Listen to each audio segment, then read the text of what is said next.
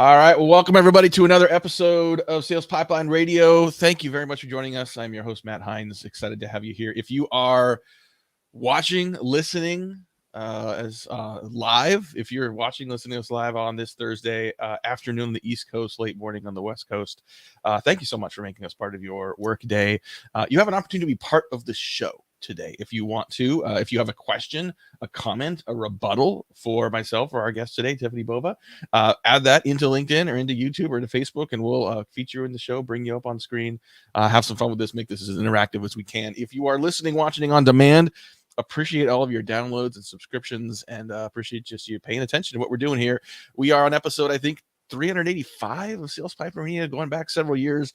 Tiffani is a repeat visitor, a guest of the program. So excited to have her back. And if you want to listen to or watch any of those past episodes, all available at salespipelineradio.com. As I mentioned, we got Tiffani Bova here today, guys. Multi-time author, speaker. I think I say you've spoken in 50 plus countries in Los Angeles today. But thank you very much for taking a few minutes to join us today. Oh, there's no place I'd rather be. Love talking to the sales audience. So I'm looking forward to it.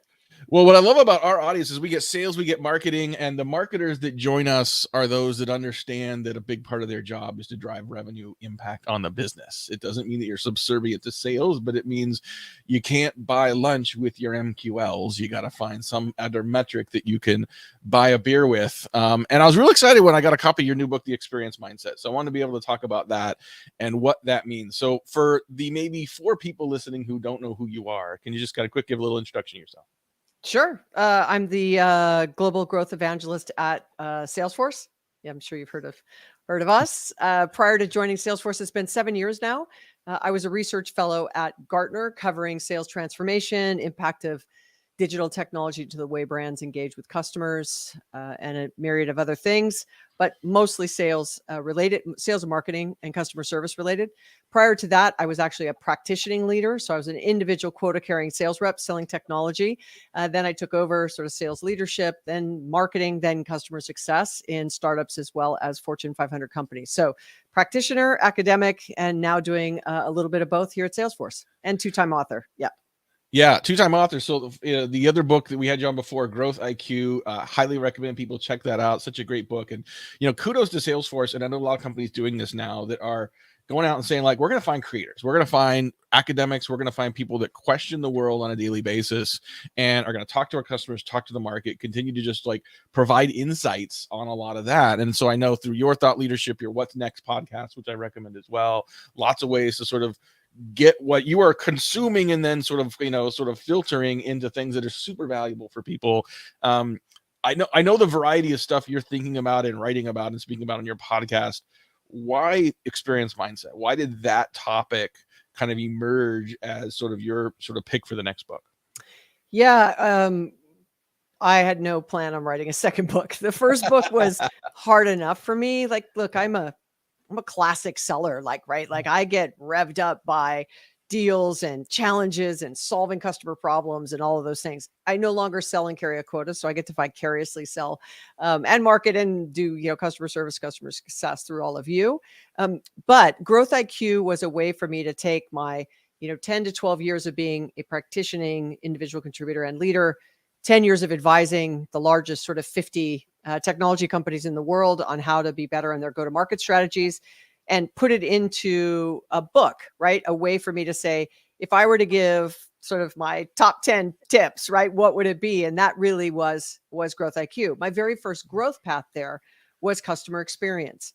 And the book, let's just say, I'm rounding numbers, is 60,000 words. I probably spent 100 talking about employee. So it was a big miss for me, actually, in Growth IQ. So fast forward, I joined Salesforce, and really I have a front row seat into the power of people and culture on the ability for company that, this particular one, right, to innovate faster, be highly resilient, very responsive, and then grow. And because of the space we play in, right, it's a great way for me to then see a front row seat, or what are the challenges that sailors and marketers and customer success leaders are actually facing. And it led me to a statement I made that I didn't think it was a coincidence that Salesforce is a great place to work. one of the most innovative companies in the world and the fastest growing enterprise software company. Could I prove it? Could I prove that the people side of that allowed us to innovate and grow faster than others? So I went to our CMO and our prior CMO, and she said, sure, let's do it. And so we did it. And then it ended up being 3 research projects over the course of 2 years. And it was such rich, comprehensive set of insights that I was like, uh-oh, I think I have to write a second book. And so here you go. The sort of, the experience mindset was born. So. Well, so Experience Mindset's the new book. It's only a couple weeks out. Definitely get your copy of that. I think it's a topic that, I think on the surface is like sort of this no duh, right? It's like you want to create a good experience for your employees. I think the stats I said, like the majority of employees say that they'd work harder if they were better appreciated. The majority of employees say they just want to be sort of treated better. And the majority of HR managers say, legit, we're trying to do that. So like there's something that's not connecting here. I assume that there are some companies that really aren't focused on that. They may not companies you want to work for, but for the well-meaning companies that want to create that experience, what's missing? Where's the gap? Yeah, listen, I was very early in this thing called the World Wide Web. I sold my very first domain name in 1996. I purchased my first one in 1997. I was running a sales, marketing, and customer service division of a web hosting and domain company that was doing commerce online 2000 to 2004. So I was a Loqua's beta client. I was Constant Contact's beta client. So I have watched the explosion of the marketing technology stack as someone who used it and then advised around it. And now obviously I work here. And so I can tell you that we do not have a technology problem. There is no shortage. Back then in 2000, there was a half a dozen marketing technologies out there. Really, I was using, in some cases, a single user version of Act or Goldmine. Some of you may not even know what that is. And this software as a service option, Salesforce was a couple years old at that time. So now there are some 10,000 sort of, marketing technologies that are tracked by the analyst community, which would then lead me to believe, well, gosh, if there's that many, we should be doing such a better job on selling. But yet 54% of sellers are going to miss quota. Only 28% of their time is spent selling. And, we have no shortage of how many tools that a seller needs to go to do their job. And so, specifically in this comment, the experience of the seller, has it gotten any better because of all the advancements of technology? Or has it gotten more complicated? And so the experience mindset was really this way to say we've over pivoted to taking care of all the needs and increasing expectations of customers at the expense of our employees. And I'll give one example to that. We would never, ever ask our customers to have 5 tabs open and have to hop between 9 applications to place an order with us. Yet we do that for our employees, our salespeople, our customer success leaders. So the experience mindset is about really trying to balance more intentionally the efforts you put towards your customers as you do towards your employees. So literally right before we recorded this, I was on a call with a prospect, and we were talking about like just making sales teams making phone calls, and we could have a whole nother topic about why focusing on more phone calls is probably not a great idea. Correct. But like he's like, I just can't figure out how to get more activity out of my sales team. And I said, well, what do you know what tasks you're asking them to do? You know what steps you're asking them to do between calls? He said, yeah. Like, and he kind of pointed out, he said, do you know how much time that takes? Like if you're a sales leader or even a marketing leader, if you're responsible for sales enablement somewhere and you haven't literally sat and watched your sales reps work, I mean, you could do it remotely, have them share their screen and have them just like finish a call or an email or something. And then all the different things you ask them to do across multiple platforms. Like it's so easy for us when we're not selling to not see that. And yet your reps are struggling, if not suffering, based on that experience. And so, I mean, some of this is just awareness, right? Like when you finally get someone to sit down and watch how someone actually has to sell and like manage their day, it's like, holy crap, this is terrible. I would never do this. We have to fix this. Is it that easy? I mean, is the first step just being aware of the problem? Yeah. And so, this research was not just around sales, right? This was sort of all up from employee, right? I'm just angling it towards sales and marketing. Yeah. But when a few things, we asked the employees and we asked the C-suite. This was a global study, multiple size and industry organizations. What are the challenges for company success. Tied Mhm. for number one from employees was teammates and colleagues leave too often. So Mhm. it's disruptive, right? Yeah. Like, hey, we were on a project, that was my go-to person, and boom, they're gone. And so it's not just the expensive backfilling, it's also the sort of state it leaves those left behind in, right? So that was one Yeah. of the tied for one. The Yeah. second tied for one was outdated technology. On the C-suite side, that outdated tech was number 6. It was the largest gap Mhm. between Mhm. what the C-suite and the employees thought. Yeah. The double click underneath that was 52% of the C-suite believed that the technology that was deployed and that their employees were using was working effectively, Mhm. which means, if you're quick at math, 48% believe it isn't for another day. Mhm. 32% of the blended employee base agrees that the technology they're using is working effectively. So now we've got a 20% gap between C-suite and general employees. Yeah. The killer on it was only 20% of customer-facing employees agree that the Yeah. technology they're using allows them to collaborate, be more effective, and more productive. So that stat right alone, when companies are trying to grow, if your customer-facing employees are struggling with the technology, but it's not just that, it was processes. So it was outdated processes, it was silos between teams, it was lack of data, it was lack of access to data, right? It was training and enablement. Like, people are starving for you to help them be more successful in what they do. And those that are touching customers on a daily basis and have an interaction with a customer is really the audience that the book was targeting. I'm not targeting all things about HR. Look, I am not a people expert or a culture expert. It's not my lane. Mhm. So I'm looking at the moment that matters when an employee touches a customer, and do they have what they need in order to deliver that amazing, compelling experience the executives have promised out to the street, when those employees are actually the keepers of those promises, right? They're the ones that deliver upon that promise. Like, we're going to be the easiest to do business with. Okay, but you've just made me jump through 9 hoops to deliver that experience to the customer. They had 1 click, I had 9. Talking today on Sales Pipeline Radio with Tiffani Bova. She is the author of the new book, The Experience Mindset. As Preston commented just now on LinkedIn, like, how are organizations not adopting this already? How indeed, right? Because I think, like, the problem, I think some people may not be aware that there's that big of a gap. The data that you just shared is pretty startling, right? Like, it tells me, like, you've got executives who are deciding where to deploy resources and budget don't think this is a problem. If they think this is a problem, then there's got to be resources and budget put in to try to solve for this. All of a sudden that costs money, right? And okay, where's that money going to come from? But if you don't invest in this, I think start to think about very quickly and easily the cascading impact that has on morale, on retention, on the way your employees are treating customers, and then on and then on. And I remember it reminds me a little bit of some data I saw. It was a couple of years ago. Well, definitely a couple of years ago. So it was from CEB, which no longer exists, talking about like how complex it is for customers to buy, and how sellers talked about just how hard it was for them to sell, navigating their own internal experience, not just with tech, but their internal legal, their internal procurement. And so, like, this problem just keeps getting harder as buying cycles get longer, as customer relationships get more complex, as you have this buying committee as well as a kind of user committee that you're trying to engage as well.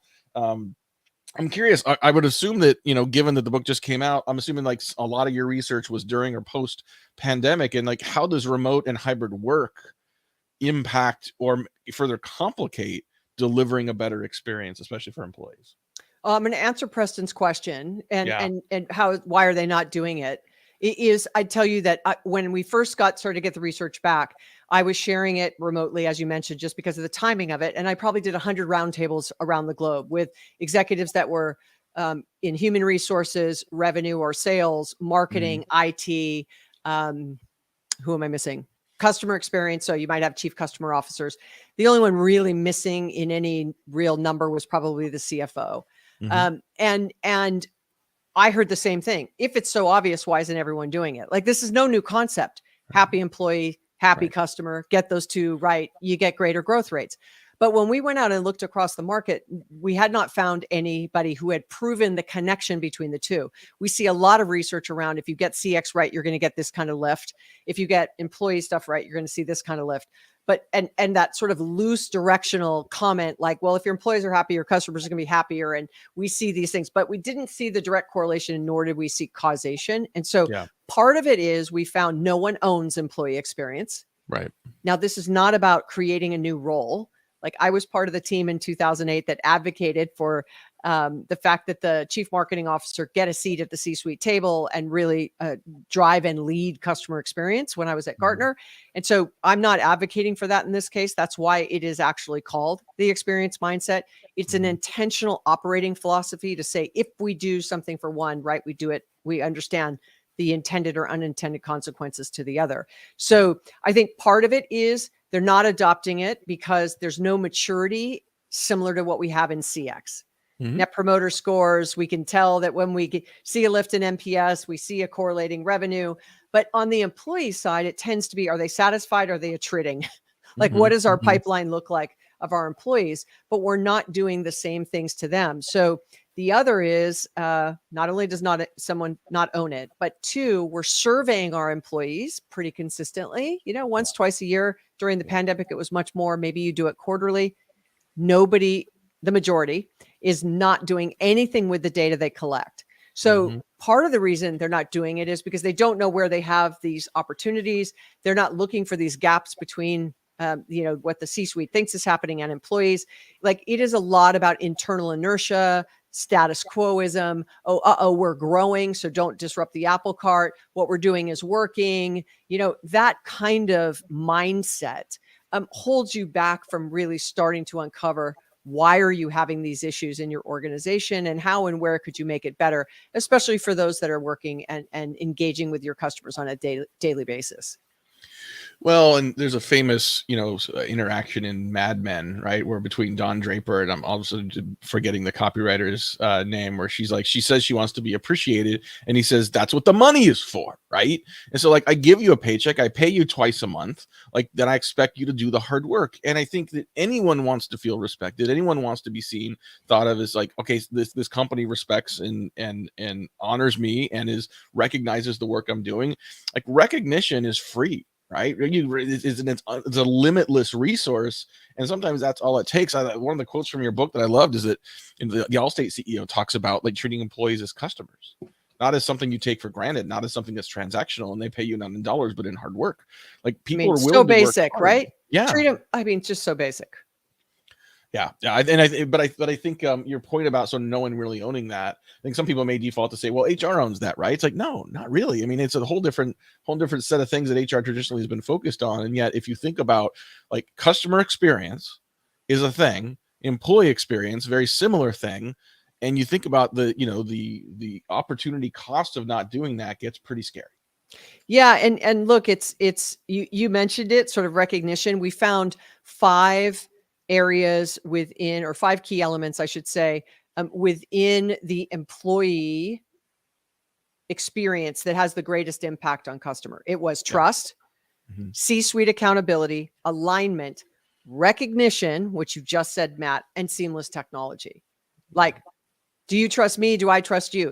When we all got sent home, and some people were then had installed onto their desktops or laptops, keystroke tracking software, and you had to leave your camera on during office hours. Like, that is not building trust. No. C-suite accountability is your C-suite doing what they say and saying what they do. Is there a seat at the table around discussions around some of the things we're talking about? Alignment, meaning like the values of the company aligned to the people who work there, and vice versa, that you don't have people doing things that are unlike it. And then recognition, like, it's not just about compensation, right? It's about, do I get a promotion? Did I get, a pat on the back? Did I get employee of the month? That goes a long way for morale and all kinds of things. And then the last, seamless tech, which we talked about, has huge impact on the amount of effort an employee has to put forth to do their job, and also their satisfaction. So trust, C-suite accountability, alignment, which I also put as values, recognition and seamless technology. It'd be really interesting, if you're listening to this, like, how would you rate where you are honestly on this? How would your executive team rank where they are honestly on this? How would employees rank you on these? Could give you sort of a stack rank opportunity of saying like, okay, like, maybe we can't boil the ocean, but like, where can you start making improvements? Where can you start making this a bigger priority for your organization, part of your real culture moving forward? And there's no better way to get started on that than reading The Experience Mindset, new book by Tiffani Bova. I know we're out of time and you're super busy. Thank you so much, Tiffani, for being here and joining us, giving us a little bit of time. TiffaniBova.com is usually where I go to get your content, to get your podcast. The book's available wherever smart books are sold. Where else could people learn a little more about you? I'm pretty active on social. I have no more connections left on LinkedIn, but you can follow me. I'm also active on Twitter at Tiffani_Bova, Instagram, Facebook. Got a YouTube channel. And then my podcast, What's Next with Tiffani Bova. So thanks for having me, Matt. If anyone from LinkedIn is listening to this, like the 30,000 connection, I know it seems like a lot to some people, but like Tiffani's got to have a higher limit than that, right? I think it's just to be able to like, it just doesn't seem fair. So anyway, thank you. I was early for me. And so the problem is like, it's 2006 or something, initially you're like, I want to connect with everybody. And then you make a decision at some point. I'm only going to connect with people who maybe I actually know, or there's a reason to connect. And then there was not very many left. When I got to that maybe 10 years ago. Yeah. This is correct. Yeah. No, it's this problem. Anyway, thank you so much again for doing this. Thank you, everyone. Lynn, Preston, Stephanie, a bunch of people listening and commenting. Really appreciate y'all. I'm on vacation next 2 weeks. We're going to take a little hiatus from Sales Pipeline. We'll be back in July. New guests, new topics. Thanks again for watching and listening. We'll see you next time. Take care.